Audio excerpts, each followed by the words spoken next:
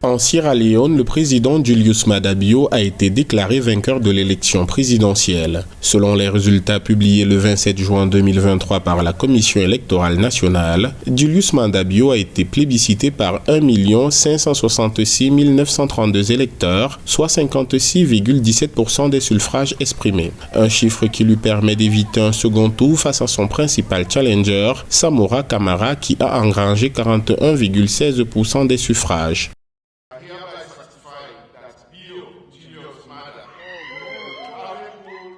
Je certifie par la présente que Julius Maada Bio a obtenu 1 556 932 votes, soit 56,17% du total des suffrages valides exprimés dans l'élection présidentielle du 24 juin 2023.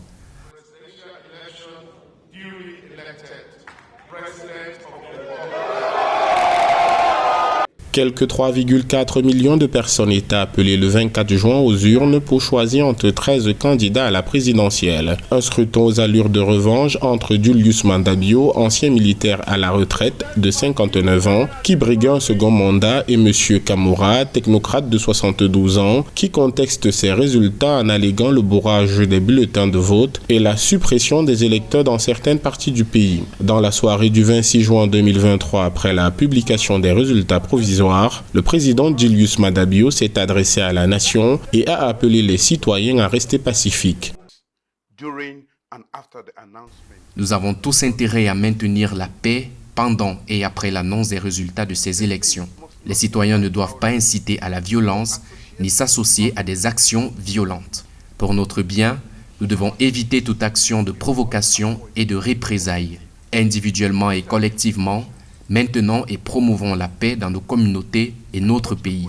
J'exhorte la police et les forces de sécurité à appliquer les lois sur l'ordre public avec retenue et à protéger tous les citoyens de manière impartiale. À 59 ans, le président Julius Maada Bio était candidat à sa propre succession après un premier mandat dans son réforme. Au cours de son premier mandat, le chef de l'État s'est fait champion de l'éducation et des droits des femmes, avec un accent particulier sur l'agriculture afin de réduire la dépendance de son pays aux importations alimentaires. Ses partisans saluent son bilan et vantent certaines de ses mesures phares, présentées comme les plus progressistes de la région, comme l'abolition de la peine de mort, une loi sur l'égalité des sexes et l'affectation d'un quart du budget à l'éducation.